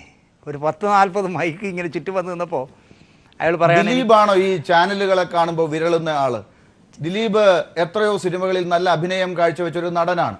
അദ്ദേഹം മാധ്യമങ്ങളെ നല്ല രീതിയിൽ നേരിട്ടിട്ടുണ്ട്. കഴിഞ്ഞ ദിവസം ഇവിടുത്തെ ചർച്ചയിലും നല്ല രീതിയിൽ അദ്ദേഹം ചോദ്യങ്ങളെ നേരിട്ടിട്ടുണ്ട്. അപ്പോൾ മാധ്യമങ്ങൾ വിചാരണ ചെയ്യുന്നുണ്ട് എന്നുള്ളത് അദ്ദേഹത്തിന്റെ ഒരു അഭിപ്രായമാണ്. ഇപ്പോഴത്തെ ഒരു പ്രശ്നം എനിക്ക് തോന്നിയത്, ഒന്നാമത് അയാൾ ഈ പോലീസിന്റെ ഈ സെല്ലിലേക്ക് ഇങ്ങനെ ക്വസ്റ്റ്യൻ ചെയ്യാനായിട്ട് കയറിച്ചില്ല എന്ന് പറഞ്ഞാൽ ചിലപ്പോൾ ജീവിതത്തിൽ ആദ്യമായിട്ടുള്ള ഈ അഭിനയമല്ലല്ലോ ജീവിതം. അയാളിങ്ങനെ കാറിൽ നിന്ന് ഈ ഒരു ദുരൂഹതകൾ വളഞ്ഞു നിൽക്കുന്ന ഒരു കെട്ടിടത്തിലേക്ക് ചെല്ലുമ്പോൾ കുറേ പത്രക്കാരി എന്നിട്ട് നിങ്ങളിവിടെ എന്തിനാ വന്നത്, എന്തൊക്കെയാണ് പ്രശ്നങ്ങളെന്നൊക്കെ ചോദിക്കുമ്പോൾ അയാൾ അതുകൊണ്ടായിരിക്കണം അയാൾ പോലീസിനോടും കോടതിയോടും ഞാൻ പറഞ്ഞോളാം എന്ന് പറഞ്ഞതെന്ന് എനിക്ക് തോന്നുന്നു. മാധ്യമ വിചാരണ എനിക്ക് തോന്നുന്നു, ഞാൻ വീണ്ടും പറയുന്നില്ല. കാരണം ഇവിടെ കണ്ടില്ലേ 2-3 ചാനലുകൾ ഇങ്ങനെ അയാളെ നിരന്തരമായി എന്തായാലും വേട്ടയാടുന്നു. അയാൾ തന്നെയാണ് പ്രതി എന്നുള്ള രീതിയിൽ അയാളെ വേട്ടയാടുന്നുണ്ട്. ശരി, ഞാൻ തിരിച്ചു വരാം. ശ്രീ ബൈജു കൊട്ടാരക്കര, ഇപ്പോൾ ശ്രീ ശാന്തിവിള ദിനേശൊക്കെ പറഞ്ഞതുപോലെ മാധ്യമങ്ങൾക്ക് ഒരു സ്വഭാവമുണ്ട്. അത് എല്ലാ മാധ്യമങ്ങളും ഒരേപോലെ അല്ല വിഷയങ്ങളെ കൈകാര്യം ചെയ്യുന്നത്. ചിലപ്പോൾ കർക്കശമായ ചോദ്യങ്ങൾ ഉണ്ടായേക്കാം. ഈ കാര്യങ്ങൾ ദിലീപിന് മാത്രം അവകാശപ്പെട്ടതല്ല, ദിലീപിൻ്റെ സ്വകാര്യ പ്രശ്നമല്ല എന്നുള്ളത് നമുക്ക് അംഗീകരിക്കാം. പക്ഷേ ഈ കാര്യത്തിൽ ദിലീപിനൊരു സ്വകാര്യ ജീവിതം ഉണ്ട്. ദിലീപ് നിരപരാധിയാണെങ്കിൽ ആ കാര്യത്തിൽ അദ്ദേഹം ക്രൂശിക്കപ്പെടരുത് എന്നുള്ളത് കൂടി മനസ്സിലാക്കി അദ്ദേഹത്തെ സമീപിക്കേണ്ട ഒരു ഉത്തരവാദിത്വവും ഉണ്ടല്ലോ. അത് നഷ്ടപ്പെടുന്നുണ്ടെന്ന തോന്നലിൽ നിന്നായിക്കൂടെ ദിലീപ് മാധ്യമ വിചാരണയെക്കുറിച്ച് പരാതിപ്പെടുന്നത്? അതിനകത്ത് ദിനേശ് ഇപ്പോൾ പറഞ്ഞപ്പോൾ ദിനേശ് ശാന്തിവിള ഇപ്പോൾ പറഞ്ഞപ്പോൾ ശാന്തിവിള പറഞ്ഞതിനകത്ത് ഈ സീൻ എഴുതുമ്പോൾ ഇടത് സൈഡിൽ നമ്മൾ എഴുതാറുണ്ട് പകൽ ആ വീടിൻ്റെ ഉമ്മറം മറ്റേത് മറിച്ചതെന്ന് പറഞ്ഞ് കുറേ ഒരു പാരഗ്രാഫ് എഴുതാറുണ്ട് എന്ന് പറഞ്ഞ പോലെ കഥയാണ് ദിനേശ് ഇപ്പോൾ പറഞ്ഞുകൊണ്ടിരിക്കുന്നത്. ഞാൻ പറയാൻ ഉദ്ദേശിക്കുന്നത് അതല്ല. അതായത് ദിലീപ് അങ്ങനെ ഒരു ക്യാമറ കാണുമ്പോഴോ ഒരു ബിൽഡിംഗ് കാണുമ്പോഴോ പേടിക്കുന്ന ഒരാളാണെന്ന് എനിക്ക് തോന്നിയിട്ടില്ല. എനിക്കും വളരെ അടുത്ത് നല്ല പരിചയമുള്ള ആൾ തന്നെയാണ് ദിലീപ്. പിന്നെ ഞാൻ മുമ്പേ പറഞ്ഞതുപോലെ ഈ മാധ്യമ വിചാരണ എന്ന് പറയുന്നത് ദിലീപ് ഇന്ന് പറഞ്ഞു തുടങ്ങിയതിൻ്റെ പ്രധാന ഉദ്ദേശം ഇന്നലെയും മെനയാന്നും 2 ദിവസമായിട്ട് ദിലീപ് തന്നെ സ്വന്തമായി പറഞ്ഞ കാര്യങ്ങൾ അദ്ദേഹത്തിന് പാരയായി വരുന്നു എന്ന് തോന്നിയത് കൊണ്ടാണ്. ദിലീപ് തന്നെ ചില മാധ്യമങ്ങളിൽ പറഞ്ഞു, ആ പെൺകുട്ടിയെ അപകീർത്തിപ്പെടുത്തുന്ന രീതിയിൽ ഒരു കാര്യം പറഞ്ഞു. അതേപോലെ ദിലീപ് വേറെ 1-2 കാര്യങ്ങൾ പറഞ്ഞു, കേസിന്റെ കാര്യങ്ങൾ പറഞ്ഞു. അദ്ദേഹം തന്നെ അദ്ദേഹത്തിന്റെ കുഴി തോണ്ടുകയായിരുന്നു. ഓരോരോ കാര്യങ്ങൾ അദ്ദേഹം തന്നെ പറയുന്നു, ഞാനിത് പറയാം, ഞാൻ കേസ് കൊടുത്തു, പോലീസ് അന്വേഷിച്ചില്ല, അത് മാധ്യമ വിചാരണയാണോ? അല്ലല്ലോ. പിറ്റേ ദിവസം പറഞ്ഞു ആ പെൺകുട്ടി നേരത്തെ സുനിയുടെ കൂടെ അങ്ങനെയായിരുന്നു ഇങ്ങനെയായിരുന്നു ബന്ധമുണ്ടെന്നൊക്കെ പറഞ്ഞു. അതെന്താ മാധ്യമ വിചാരണയായിരുന്നോ? അത് പുറത്തു വന്നപ്പോൾ മാധ്യമങ്ങൾ അത് ഏറ്റുപിടിച്ചു. അത് ഏറ്റുപിടിച്ചത് ഒരു മാധ്യമത്തെയും കുറ്റം പറയാൻ പറ്റില്ല. അത് ഏറ്റുപിടിച്ചിട്ടുണ്ടെന്നുണ്ടെങ്കിൽ അത് മാധ്യമങ്ങളുടെ കടമയാണെന്നേ പറയാൻ പറ്റുള്ളൂ. അത് പറയുന്നതിന് മുമ്പ് ആലോചിക്കേണ്ടത് ദിലീപ് തന്നെയായിരുന്നു. അല്ലെങ്കിൽ മാധ്യമങ്ങളോട് സംസാരിക്കാൻ നമ്മൾ തന്നെയാണ് ആലോചിക്കേണ്ടത്. നമ്മൾ എന്തു പറയണം, അല്ലെങ്കിൽ നമ്മൾ എന്തു പറഞ്ഞാൽ ഇത് പൊതുജനം കേട്ടുകൊണ്ടിരിക്കുന്ന ഒരു മാധ്യമമാണ്. ഇതിന് ഇഷ്യൂസ് വരുമോ വരത്തില്ലേ എന്ന് തീരുമാനിക്കേണ്ടത് നമ്മൾ തന്നെയാണ്. അത് വന്നതിന് ശേഷം മാധ്യമ വിചാരണയ്ക്ക് ഞാനില്ല എന്ന് പറയുന്നതിൽ അർത്ഥമില്ല. ഒരു കേസുമായി ബന്ധപ്പെട്ട് ഇപ്പൊ ദിലീപ് ഇന്ന് ചോദ്യം ചെയ്യൽ കഴിഞ്ഞിട്ട് ദിലീപ് പരിപൂർണമായിട്ടും ദിലീപിനെ ഈ കേസിൽ നിന്ന് ഒഴിവാക്കിയാൽ ഈ പറഞ്ഞ ഞാൻ ഉൾപ്പെടെയുള്ള ആളുകൾ, ദിലീപിനെ ആരും പറഞ്ഞില്ല, ഞാൻ ഇതുവരെ ദിലീപിന്റെ പേര് പോലും ഉച്ചരിച്ചിട്ടില്ല കേട്ടോ. ഈ കാര്യത്തിൽ ദിലീപ് കുറ്റക്കാരനാണെന്ന് പറഞ്ഞിട്ടില്ല. അങ്ങനെ പറഞ്ഞ ആളുകൾ ആരെങ്കിലും ഉണ്ടെങ്കിൽ ബൈജു കൊട്ടാരക്കര താങ്കൾ കുറ്റക്കാരനാണെന്ന് പറഞ്ഞില്ല. പക്ഷേ ദിലീപിനോടൊപ്പം നിൽക്കേണ്ട ആളുകൾ പറയുന്ന തീരുമാനം എന്താണെന്നുള്ളതാണ് താങ്കളുടെ വിലയിരുത്തൽ. ഇതാ ഇന്നിപ്പോ അമ്മയുടെ എക്സിക്യൂട്ടീവ് യോഗം നടക്കുകയാണ്. അമ്മയുടെ പ്രസിഡന്റ് പറഞ്ഞു കഴിഞ്ഞു ദിലീപ് മായി ബന്ധപ്പെട്ട അല്ലെങ്കിൽ ഈ നടിയുമായി ബന്ധപ്പെട്ട കാര്യങ്ങൾ ഈ ചർച്ചയിൽ ഞങ്ങളുടെ ചർച്ചയിൽ ഉണ്ടാകില്ല, ആ കേസ് എടുക്കുന്നില്ല എന്നാണ് പറഞ്ഞിട്ടുള്ളത്. അത് ദിലീപിനോ ആ ആക്രമിക്കപ്പെട്ട നടിക്കോ ആ സംഘടനയുടെ ഭാഗത്തു നിന്ന് കിട്ടേണ്ട സഹായം ഇല്ലാതാകുന്നതിന് തുല്യമല്ലേ? തീർച്ചയായിട്ടും ആദ്യമായിട്ട് അവർ ചെയ്യേണ്ടിയിരുന്നത് ഇന്നസെന്റേട്ടൻ പറഞ്ഞതിനകത്ത് വളരെയധികം വിഷമം മാത്രമല്ല, നമുക്ക് പ്രതിഷേധമുള്ള ഒരു കാര്യമുണ്ട്. ഈ അമ്മ എന്ന സംഘടന എന്ന് പറയുന്നത് ഇവിടുത്തെ ഒരു മഹാപ്രസ്ഥാനമൊന്നുമല്ല, സിനിമയിലെ ഒരു ആർട്ടിസ്റ്റുകളുടെ ഒരു സംഘടന മാത്രമാണ്. ആ സംഘടനയിൽ അവരുടെ കൂട്ടത്തിൽപ്പെട്ട ഒരു കുട്ടിക്ക് ഇത്രയധികം ഒരു ഇഷ്യൂ ഉണ്ടായപ്പോൾ അവരതിനെ സപ്പോർട്ട് ചെയ്ത് അതിന്റെ കൂടെ നിൽക്കാൻ ഉള്ളതിന് അവരെ അന്നൊന്ന് കണ്ണീര് പിടിച്ചിട്ട് പോയതല്ലാതെ ഇന്നേ വരെ ഒരൊറ്റ മനുഷ്യൻ പോലും പ്രതികരിച്ചിട്ടില്ലല്ലോ. ഇപ്പൊ ഇത്രയും ഇഷ്യൂസ് ചില ആളുകൾ മാത്രമാണ് പറയുന്നത്. ഇത് അമ്മയുടെ ഭാരവാഹികളോ അതിനകത്തുള്ള അംഗങ്ങളോ അത് പറയുന്നില്ല. താങ്കളെപ്പോലുള്ള ചില ആളുകൾ അത് പറയുമ്പോൾ ചിലപ്പോൾ സംശയത്തിലെടുക്കുക നിങ്ങൾക്കൊക്കെയുള്ള മുൻ വൈരാഗ്യത്തിന്റെ പുറത്താണ് ഇത്തരം അമ്മയെക്കുറിച്ചുള്ള പരാമർശങ്ങൾ ഉണ്ടാകുന്നത് എന്നൊക്കെയാണ്. അത്തരത്തിലുള്ള സ്വാധീനത്തിന്റെ പുറത്താണോ ഈ കേസുകളിലൊക്കെ നിങ്ങളെപ്പോലുള്ളവർ മറുപടി പറയുന്നത്? ഞങ്ങൾക്ക് യാതൊരു മുൻവൈരാഗ്യങ്ങളും ഇവരായിട്ട് ആരുമായിട്ടും ഇല്ല. അമ്മയായിട്ടൊന്നും ഒരു മുൻവൈരാഗ്യമില്ല. ഇവരെല്ലാം ഞങ്ങളോട് സഹകരിക്കുന്ന ആളുകളാണ്. ഇന്നസെന്റ് ഉണ്ടെങ്കിൽ ഞങ്ങളോട് എല്ലാവരും സഹകരിക്കുന്ന ആൾക്കാരാണ്. ഞാൻ പറഞ്ഞത് ഇവിടെ സിനിമ എന്നുള്ള പ്രതിച്ഛായയിൽ ഉപരി ഒരു മനുഷ്യത്വം എന്ന് പറഞ്ഞൊരു കാര്യമുണ്ട്. ഈ മനുഷ്യത്വപരമായിട്ട് ഏതൊരു സംഘടനയാണെങ്കിലും അതിൽ ആളുകൾ വളരെ ഔചിത്യപൂർവ്വം ഇടപെടേണ്ട ഒരു സമയം എന്നേ കഴിഞ്ഞു. ഈ അമ്മയുടെ തലപ്പത്തിരിക്കുന്ന ശ്രീ ഇന്നസെന്റിന് ഇടപെടായിരുന്നല്ലോ. അദ്ദേഹം ഒരു MP അല്ലേ, എന്തുകൊണ്ട് അദ്ദേഹം ഇടപെട്ടില്ല? സുരേഷ് ഗോപി ഒരു MP അല്ലേ, അദ്ദേഹം ഒന്നും ഇടപെട്ടില്ല. 2 MLA-മാരുണ്ടല്ലോ. ഇവർ ആർക്കെങ്കിലും ഈ കുട്ടിക്കുണ്ടായ ഈ പരിതാപകരമായ അവസ്ഥയെക്കുറിച്ച് ഇവരാരും ഒന്ന് ഇടപെട്ട് ഇതിലെ പ്രതികളെ പുറത്തു കൊണ്ടുവരണം എന്ന് പറയാതെ ഒരാളെ സംശയത്തിന്റെ നിഴലിൽ നിന്നപ്പോൾ ഒരാൾ സംശയത്തിന്റെ നിഴലിൽ വന്നു, അതും അമ്മയിലെ ഒരു മെമ്പർ തന്നെയാണ്. അങ്ങനെ സംശയത്തിന്റെ നിഴലിൽ വന്നപ്പോൾ ശരി ഞങ്ങൾ ആരും ഇതിനെക്കുറിച്ച് മിണ്ടുന്നില്ല. താങ്കൾ ഇതിനൊരു മറുപടി ശ്രീ ശാന്തിവിള ദിനേശിന് പറയാനുണ്ട്, അതുകൂടി കേട്ടിട്ട് താങ്കൾ ഈ ചർച്ചയിൽ നിന്ന് താങ്കൾക്ക് പോകാൻ സമയമെന്നാണ് മനസ്സിലാക്കുന്നത്. ശ്രീ ശാന്തിവിള ദിനേശ്, ഈ ബൈജു ഉൾപ്പെടെയുള്ള ചിലരുടെ മറുപടി പറയാൻ ആഗ്രഹിക്കാത്ത ഒരാളാണ്. കാരണം ബൈജുവിൻ്റെ അടുത്ത സുഹൃത്താണ്. പക്ഷേ ബൈജുവിനൊക്കെ ഈ വർഷങ്ങളായി ദിലീപിനോടുള്ള ഒരു വൈരാഗ്യമുണ്ട്. ഇനി ഇല്ല എന്ന് പറഞ്ഞാൽ ഞാൻ അത് പച്ചയ്ക്ക് അങ്ങോട്ട് പറയേണ്ടി വരും. അതുകൊണ്ട് പറയുന്നില്ല. അത് പറയണം സാർ. രണ്ടാമത്തെ ജനങ്ങൾ അറിയാനെന്ന് ഇത് വിനയനുമായിട്ട് ബന്ധപ്പെട്ട ഇഷ്യൂ ആണ്. ഞാൻ പറയും വിനയനുമായിട്ട് വിനയന്റെ കൂലിത്തല്ലുകാരനാണ് ബൈജു. അയാൾക്ക് വിനയനോടുള്ള വിരോധം വച്ചിട്ട് ദിലീപും വിനയനുമായിട്ടുള്ള ബൈജു കൊട്ടാരക്കരയിലെ വിനയന്റെ ഒരു എന്താ പറയുക, സംസാരിക്കുമ്പോൾ മര്യാദയ്ക്ക് മര്യാദയ്ക്കാ പറയണേ. മര്യാദയ്ക്ക് സംസാരിക്കണം, അല്ലാതെ ആരുടെയോ കയ്യിൽ നിന്ന് ഓശാരത്തിന് കാശും വാങ്ങിയിട്ട് താൻ ഇവിടെ വന്നിട്ട് ഈ മാതിരി വാക്കുകൾ ഉപയോഗിച്ചാൽ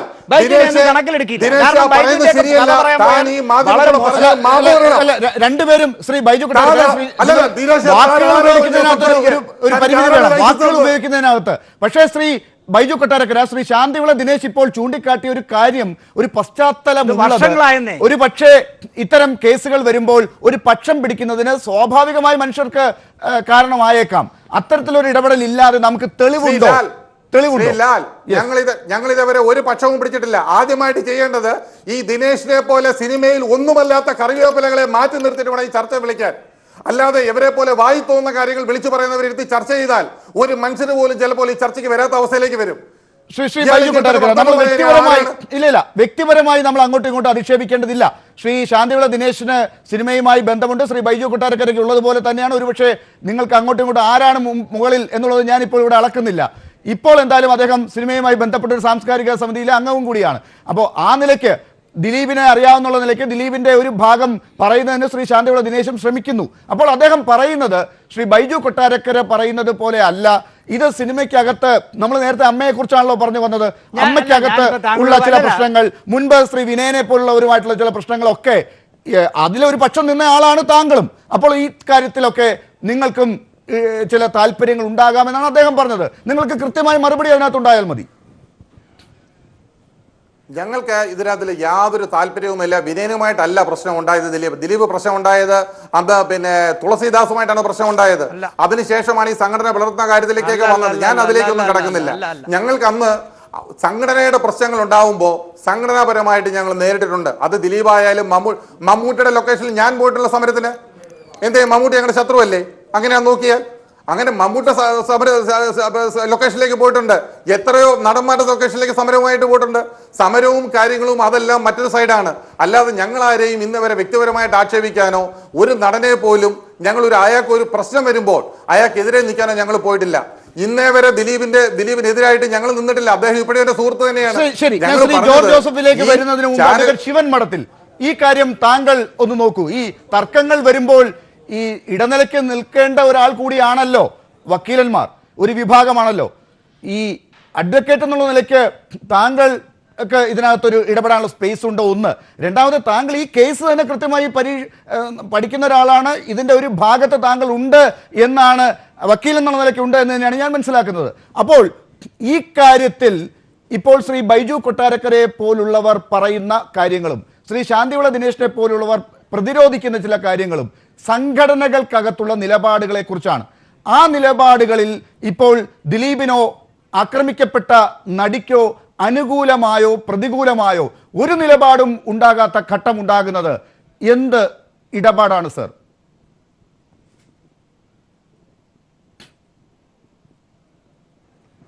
അല്ല, ഞാൻ സത്യത്തിൽ ഈ ഒരു ചർച്ച ഇത്തരം രീതിയിലുള്ള വ്യക്തി കേന്ദ്രീകൃതമായ രീതിയിൽ പോകുന്നത് വിഷമം തോന്നിപ്പോണു.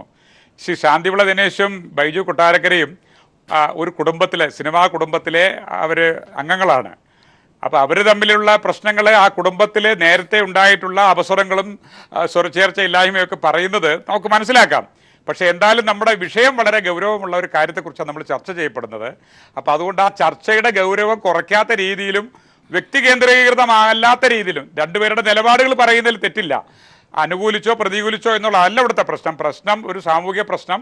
നമ്മളത് അനലൈസ് ചെയ്യുന്ന സമയത്ത് നമ്മുടെ നിലപാടുകൾ പറയാം. ചിലപ്പോൾ അത് സപ്പോർട്ടാകാം, അല്ലെങ്കിൽ എതിരാകാം. എന്തായാലും ശാന്തിവിള ദിനേശും നമ്മുടെ ബൈജു കൊട്ടാരക്കര രണ്ട് സുഹൃത്തുക്കളും ഇതിനെ അല്പം കൂടെ അനുധാവനതയോടെ കൂടെ സമീപിച്ചാൽ നന്നായിരിക്കുന്നൊരു അപേക്ഷയുണ്ട് അവരുടെ ഒരു ഇളയ സഹോദരൻ നിലയിൽ.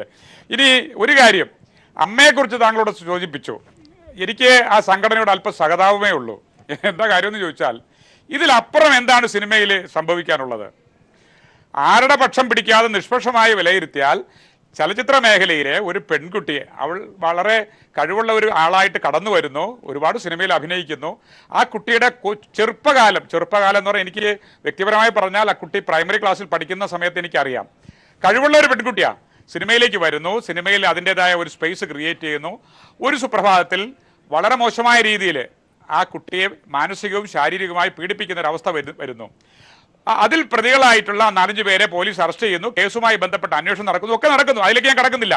ഒരു കാര്യം വ്യക്തം, ഈ കാര്യം അത് നടൻ ദിലീപാണോ ഇതിന് ഗൂഢാലോചനയിൽ പങ്കെടുത്തത്, പൾസർ സുനി അല്ലാതെ ഏകപക്ഷീയമായി ചെയ്തതാണോ, ഇത്തരം കാര്യങ്ങളൊക്കെ നമ്മൾ ചർച്ച ചെയ്യപ്പെടേണ്ടതല്ല ഇവിടെ. അത് പോലീസിന്റെ അന്വേഷണത്തിൽ അത് തെളിയിക്കപ്പെട്ടോട്ടെ. പക്ഷേ അമ്മയെ പോലുള്ള ഒരു സംഘടന ചലച്ചിത്ര മേഖലയിലെ പൊതുപ്രശ്നങ്ങളെ ചർച്ച ചെയ്യുകയും അതിന് പരിഹാരം കാണുകയും ആരുടെയെങ്കിലും ആ അംഗമായിരിക്കുന്ന ഒരാളിന്റെ മൗലികമായ അവകാശങ്ങളോ മറ്റേതെങ്കിലും അവകാശങ്ങളോ നിഷേധിക്കപ്പെട്ടാൽ അതിലിടപെടുകയും ചെയ്യേണ്ട ഒരു സംഘടന ഇത്ര ഒരു സംഭവം ഉണ്ടായപ്പോൾ അത് ചർച്ച ചെയ്യില്ല എന്ന് പറയുമ്പോൾ ഈ സംഘടന തുടരണമെന്ന് തന്നെ സംശയമാണ്. ഇത് പിരിച്ചുവിടേണ്ട സമയം കഴിഞ്ഞു.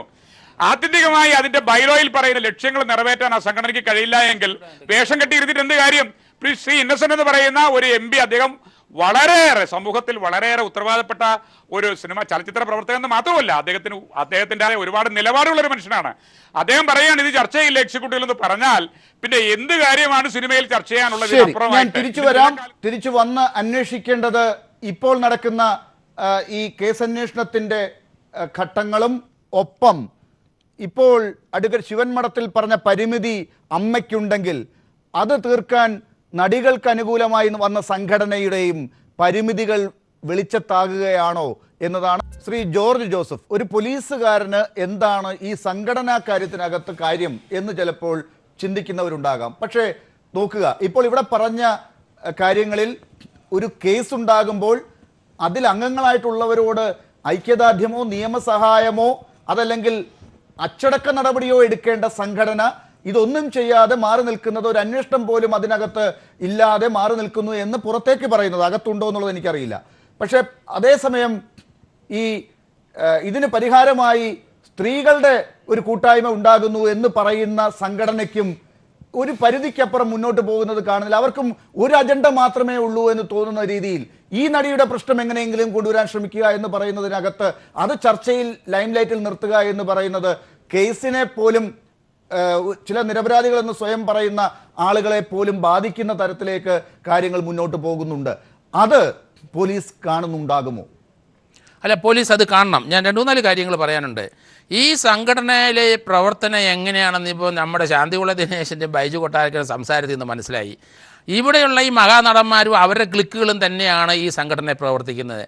ഈ ഒരു കുട്ടിക്ക് ഇതുവരെ അത്ര ക്രൂരമായ ഒരു സെക്ഷൽ അസോൾട്ട് ഉണ്ടായിട്ട് അത് ഈ സംഘടനയിൽ ചർച്ച ചെയ്യാനോ അപലപിക്കാനോ സംഘടന ആരും ആയിക്കോട്ടെ, സംഘടനയുടെ ഏത് മഹാനടനും ആയിക്കോട്ടെ, ആ കുട്ടിയോട് തീർച്ചയായിട്ടും ഇവരൊരു ഈ സംഘടനക്കാർ അതിനോട് സ്നേഹം പ്രകടിപ്പിക്കണമായിരുന്നു. അതിൻ്റെ ഈ ദുഃഖത്തിൽ അവരുടെ പങ്കുചേർന്ന് ഇതിൻ്റെ കൾപ്രിറ്റിനെ അറസ്റ്റ് ചെയ്യാനും ഇതിൻ്റെ കൊട്ടേഷൻ കൊടുത്ത ആരായാലും അറസ്റ്റ് ചെയ്യാനുള്ള ഒരു പ്രമേയം പാസ്സാക്കാത്ത ഈ സംഘടന സർക്കാരോട്ട് പിരിച്ചുവിടണമെന്നാണ്. അതോ സൗകര്യം ഉണ്ടെങ്കിൽ പിരിച്ചുവിടണം. ഒന്ന്, ഈ രണ്ട് സംഘടനകളാണ് ഉദ്ദേശിച്ചത്.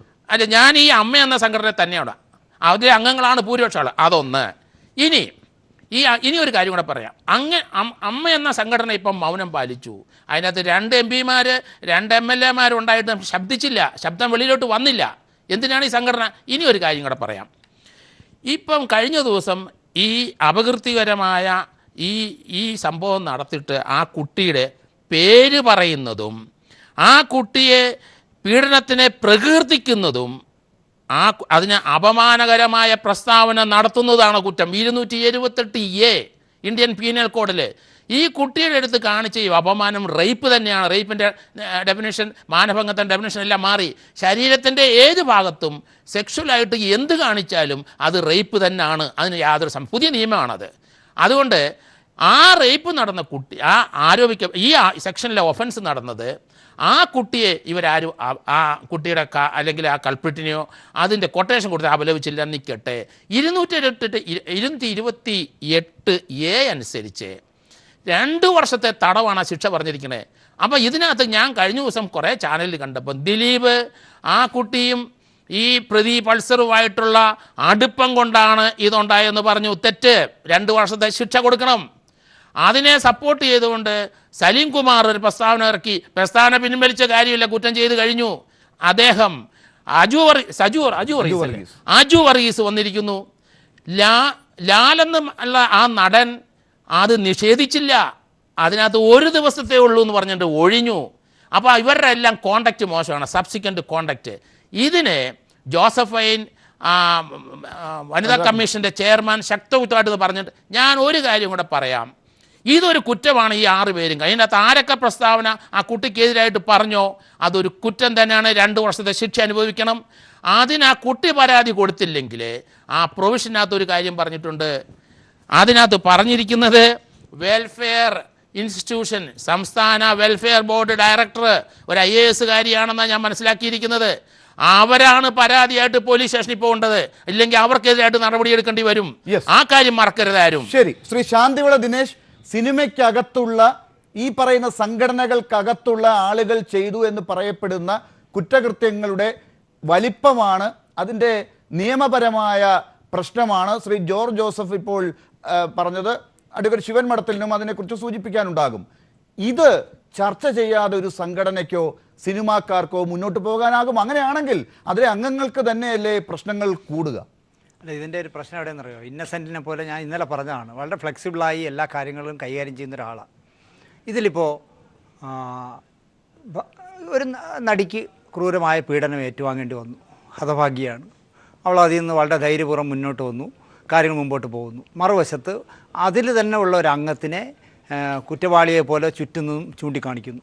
ഇതിൽ ഇതിൽ അത് ഞാൻ അത് ഈ ചോദിക്കുന്നു. അടുത്ത ദിവസമാണ് അത്. അല്ല, ആ സംഭവം ഉണ്ടായപ്പോൾ അവലപിക്കണമായിരുന്നു. സംഭവം ഉണ്ടായപ്പോൾ സാർ, അത് സാറിന് അറിവില്ലായ്മ ഉണ്ടാകും. കാരണം അത് എറണാകുളത്ത് വളരെ കാര്യമായിട്ട്, വളരെ വൈഡായിട്ട്, പാസ്സാക്കിയോ? പ്രമേയമല്ല, വളരെ കാര്യമായിട്ട് ആ കുട്ടികൾക്ക് ഐക്യദാർഢ്യം പ്രഖ്യാപിച്ചുകൊണ്ട് മലയാള സിനിമ ഇൻഡസ്ട്രി മൊത്തം അവിടെ ഒരു ഗ്രൗണ്ടിൽ കൂടി തീർച്ചയായിട്ടും. ആ കാര്യത്തിൽ നമുക്ക് സാറിന് അറിയില്ലാത്ത പ്രമേയം സാറേ, പ്രമേയം ഒരു കടലാസ് ശ്രീ ജോർജ് ജോസഫ്, ഗവൺമെന്റ് കൊടുക്കാത്തത് ഈ കുറ്റവാളികളെ ശിക്ഷിപ്പിക്കാൻ നടപടി ഗവൺമെന്റ് എടുക്കണമെന്ന് പറയാൻ അല്ല, കൊടുക്കാത്തത്. ശ്രീ ജോർജ് ജോസഫ്, ആ കാര്യത്തിനകത്ത് ഒരു പക്ഷേ സാറേ, ഇതിലെ നിയമപരമായ പഞ്ചസാര എന്ന് എഴുതിയില്ലേ? നിയമ ഉദ്യോഗസ്ഥന്മാരും നമ്മൾ മധുരമുള്ളത് ഉദ്യോഗസ്ഥന്മാർക്കും ഒക്കെ കാര്യമില്ല. വ്യത്യസ്തമായ കാഴ്ചപ്പാടുണ്ടാകാം. പക്ഷേ നമ്മൾ കണ്ടതാണ് എല്ലാ സിനിമാ നടന്മാരും നടികളൊക്കെ ഒരുമിച്ച് വളരെ ദുഃഖത്തോടു കൂടി അവിടെ ഉണ്ടായിരുന്നു, അവർ ഐക്യദാർഢ്യം ഉണ്ടായിരുന്നു. പക്ഷേ അതല്ല ഇവിടുത്തെ ചോദ്യം ശ്രീ ശാന്തിവിള ദിനേശ്, അതല്ല പ്രശ്നം. ശ്രീ ജോർജ് ജോസഫ് ഇപ്പോൾ ഉന്നയിച്ച പ്രശ്നം അതല്ല. സംഘടന മറ്റൊന്നാണ്. സംഘടനയ്ക്ക് ഒരു ഉത്തരവാദിത്തമുണ്ട്. സംഘടനയ്ക്ക് അപ്പോൾ മറ്റ് ചില സാമ്പത്തികമായ അല്ലെങ്കിൽ സിനിമാപരമായ താല്പര്യങ്ങൾ മാത്രമേ ഉള്ളൂ എന്ന് ആരോപിക്കുന്നവർക്ക് വളം വെച്ച് കൊടുക്കുകയായിരിക്കില്ലേ ഇത്തരം കാര്യങ്ങളിൽ നിന്നുള്ള പിന്മാറ്റം? എനിക്ക് ഉറപ്പൊന്നുമില്ല. കാരണം ഞാൻ അമ്മയിലെ മെമ്പറൊന്നും അല്ലല്ലോ. പക്ഷേ ഞാനൊരു കാര്യം പറയുന്നു, തീർച്ചയായിട്ടും ഈ കഴിഞ്ഞ 2-3 മാസക്കാലമായിട്ട് ദിലീപും ഈ പറയുന്ന പീഡിപ്പിക്കപ്പെട്ട കുട്ടിയുമായിട്ടുള്ള അവരുടെ ഇൻറ്റേർണൽ പ്രോബ്ലം പരിഹരിക്കാനായിട്ട് ഇന്നസെൻ്റ് അടക്കമുള്ളവർ നന്നായി പരിശ്രമിച്ചു എന്നാണ് എനിക്ക് കിട്ടിയിട്ടുള്ള അറിവ്.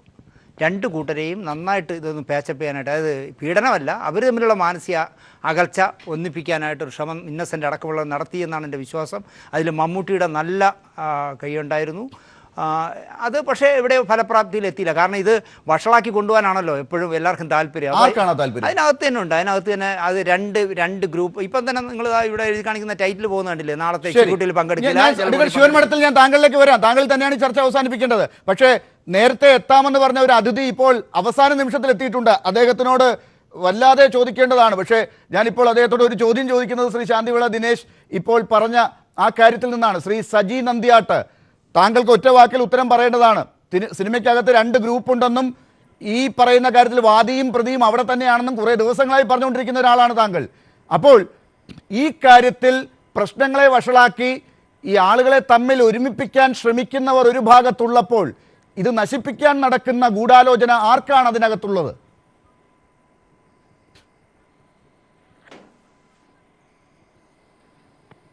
അത് ക്രിമിനൽ ഗൂഢാലോചന ഉണ്ടെന്ന് ആദ്യം പറഞ്ഞത് ആരാണ്? ഈ പ്രശ്നം ഉണ്ടായിട്ട് ഈ വിക്ടിമിനെ സന്ദർശിച്ച ശേഷം ദർബാർ ഹാളിൽ വന്ന് നിന്നുകൊണ്ട് ആദ്യമായിട്ട് ക്രിമിനൽ ഗൂഢാലോചന ഉണ്ടെന്ന് പറഞ്ഞത് ആരാ? വെറും ഗൂഢാലോചനയല്ല, ക്രിമിനൽ ഗൂഢാലോചന പറഞ്ഞത് നടി മഞ്ജു വാര്യരാണ്. അപ്പോൾ സിനിമയ്ക്കകത്ത് തന്നെയാണ് പ്രതി വാദിയെങ്കിൽ സ്വാഭാവികമാവുമല്ലോ പ്രതി സിനിമയ്ക്കകത്ത് തന്നെയാണല്ലോ. ശ്രീ സജി നന്ദിയാട്ട്, മഞ്ജു വാര്യർ ക്രിമിനൽ ഗൂഢാലോചന ഉണ്ട് എന്ന് പറയുന്നത് ഒരു തെളിവിന്റെ അടിസ്ഥാനത്തിലല്ല, അതൊരു ഊഹത്തിന്റെ അടിസ്ഥാനത്തിലാണ്. അത് തന്നെയാണ് ഇന്ന് കേരളം മുഴുവൻ നടത്തിക്കൊണ്ടിരിക്കുന്നത്. മഞ്ജു വാര്യർ അത് പറയുമ്പോഴാണ് അപ്പുറത്തെ വശത്ത് ഒരു ഇമേജ് നമുക്ക് കാണാൻ സാധിക്കുന്നത്, അപ്പുറത്തെ വശത്ത് ഒരു മുഖമുണ്ടാകുന്നത്, അത് ദിലീപിൻ്റെതാകുന്നത് എന്ന് ചിലരെങ്കിലും വിശകലനം ചെയ്യുന്നത്. അങ്ങനെ ഒരു രീതിയിൽ ദിലീപിനെ ഇട്ട് കൊടുക്കുന്നൊരവസ്ഥ ഉണ്ടായത് അപ്പോൾ ആ പ്രസ്താവന കൊണ്ടാണോ? അങ്ങനെയാണെങ്കിൽ ആ ഒരൊറ്റ ലക്ഷ്യം മാത്രമാണോ ഈ സംഭവത്തിന് ശേഷമുണ്ടായ ഈ വിമൺ ഇൻ സിനിമ കളക്റ്റീവിനുള്ളത്? അതിൽ തന്നെ ചില ആളുകൾ പറയുന്നുണ്ട്, ഇപ്പോൾ കഴിഞ്ഞ ദിവസം സലീം കുമാറും അജു വർഗീസും പറഞ്ഞതിന് പ്രതികരണം നടത്തിയത് പോരായിരുന്നു, ഇങ്ങനെയല്ല പ്രതികരിക്കേണ്ടതെന്ന് അതിൽ തന്നെ പെട്ട ചില ആളുകൾ പുറത്തേക്ക് വന്ന് പറയുന്നുണ്ടായിരുന്നു, ഭാഗ്യലക്ഷ്മിയെ പോലുള്ളവർ. അപ്പോൾ അതിനകത്ത് തന്നെ തർക്കങ്ങളുണ്ട്, ചില ഉദ്ദേശങ്ങൾ അതിനകത്തുള്ളതുപോലെ. അപ്പോൾ ആർക്കാണ് യഥാർത്ഥ താല്പര്യം ഈ തരത്തിലുള്ള പ്രവർത്തികൾ സിനിമയിൽ നടക്കരുത് എന്ന്? ഗൂഢാലോചന തന്നെ എവിടെയും.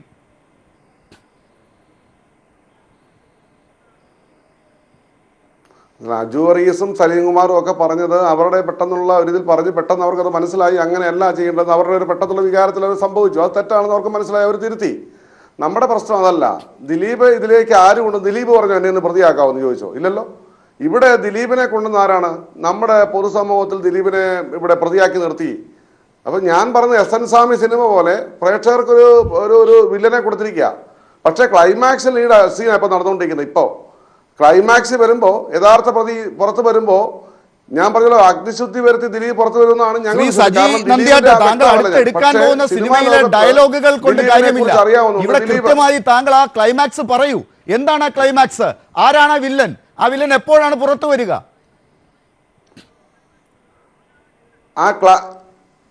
ആ ക്ലൈമാക്സ് അന്വേഷിച്ച് അതിൽ നിൽക്കുകയാണ് ഇപ്പൊ പോലീസ്. ക്ലൈമാക്സിന്റെ അന്വേഷണത്തിലാണ്, തിരക്കഥ എഴുതുകയാണ് പോലീസ്. പോലീസ് അന്വേഷിച്ച് കൃത്യമായി പ്രതിയെ കൊണ്ടുവരുമെന്ന് ഞാൻ വിശ്വസിക്കുന്നു. പക്ഷേ ദിലീപ് എങ്ങനെയാ ഇവിടെ പ്രതിയായെന്ന് ശ്രീ ലാലനോട് ചോദിച്ചല്ലോ.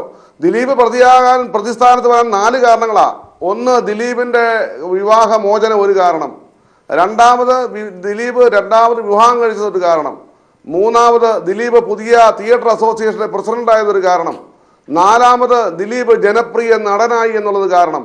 ഇനി 2 ആരോപണങ്ങളുണ്ട്. 2 ആരോപണം. ആ ആരോപണം ശരി, ഞാൻ സമയത്തിന്റെ പരിമിതി കൊണ്ട് അഡ്വക്കേറ്റ് ശിവൻ മഠത്തിലേക്ക് പോവുകയാണ്. അഡ്വക്കേറ്റ് ശിവൻ മഠത്തിൽ ഇപ്പോൾ ശ്രീ സജി നന്ദിയാട്ട് പറഞ്ഞതാണ് കാരണങ്ങളെങ്കിൽ ഈ കാരണങ്ങൾ കൊണ്ട് ദിലീപ് ഒരു പ്രതിയാകേണ്ട ആവശ്യം ഇവിടുത്തെ ജനങ്ങൾക്കില്ല.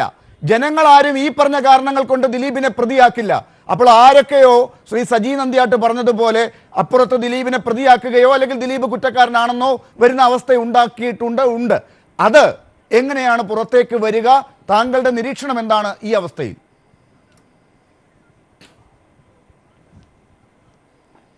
അല്ല, ഞാൻ ശ്രീ ശാന്തിപിള്ള ദിനേശ് അദ്ദേഹം സിനിമാ ലോകത്ത് പ്രവർത്തിക്കുന്ന ഒരു വ്യക്തി ഇവിടെ നേരത്തെ സൂചിപ്പിച്ചത് ശ്രീ ദിലീപും ഈ വ്യക്തിയുമായിട്ടുള്ള അല്ലെങ്കിൽ പീഡിപ്പിക്കപ്പെട്ടിട്ടുള്ള നടിയും തമ്മിൽ ഉള്ള പ്രശ്നം പറഞ്ഞു തീർക്കാൻ വേണ്ടിയിട്ട് മധ്യസ്ഥതയുടെ റോളിൽ ഇന്നസെൻറ്റും അങ്ങനെയുള്ള വ്യക്തികളൊക്കെ ഇടപെട്ടു എന്നാണ്.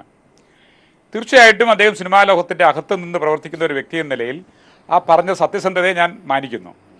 അവർ തമ്മിൽ പ്രശ്നമുണ്ട് എന്ന് അദ്ദേഹം പറയുമ്പോൾ അതിനെ നമുക്ക് അവഗണിക്കാൻ പറ്റില്ല. പക്ഷേ ആ പ്രശ്നങ്ങൾ ഒരു പക്ഷേ ഇപ്പോൾ നടക്കുന്ന സംഭവങ്ങൾക്ക് എന്തെങ്കിലും കാരണമായിട്ടുണ്ടോ എന്ന ഒരു സംശയം പൊതുസമൂഹത്തിനുണ്ടാകുന്നത് സ്വാഭാവികമാണ്.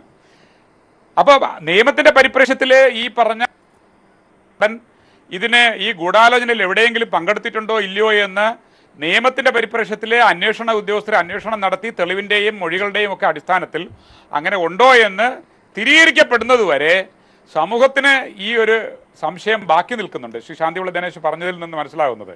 അതുമാത്രമല്ല, ശ്രീ ദിലീപ് തന്നെ മറ്റൊരു ചാനലിൽ ഒരിക്കൽ പറഞ്ഞതായിട്ട് ഞാൻ മനസ്സിലാക്കുന്നു, ആ നടിയുമായിട്ട് ചില അഭിപ്രായ വ്യത്യാസങ്ങളൊക്കെ ഉണ്ടായിരുന്നു എന്നുള്ള കാര്യത്തിൽ. എനിവേ ഞാൻ അതിലേക്ക് വിശദാംശങ്ങളിലേക്ക് പോകുന്നില്ല, കാരണം അത് പോലീസിൻ്റെയും കോടതിയുടെയും വിഷയങ്ങളായി മാറി നിൽക്കുകയാണ്.